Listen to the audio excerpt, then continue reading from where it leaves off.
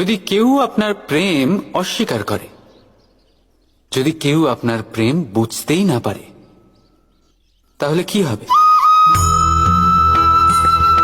কেউ উদাস হয়ে যাবে, কেউ কেউ ছলনা করে প্রেম পেতে চাইবে, আর কেউ বল প্রয়োগ করে প্রেমের ওপর অধিকার ফলাতে চাইবে। কিন্তু এটা আবশ্যক নয় যাকে আপনি ভালোবাসবেন সেও আপনাকে ভালোবাসবে, কারণ প্রেম কোনো বস্তু নয়, না রাজ্য না ধন যেটা আপনি বল প্রয়োগ করে নিজের বশে আনবেন। প্রেম হলো সেই শক্তি যেটা আপনার সমস্ত বন্ধন খুলে দিতে পারে, কিন্তু নিজে কোনো বন্ধনে আটকা পড়ে না। তাই যাকেই আপনি ভালোবাসেন তাকে স্বতন্ত্র ছেড়ে দিন, কারণ স্বতন্ত্রতাই সেই গুণ যা প্রত্যেক প্রাণীর সবচেয়ে প্রিয়।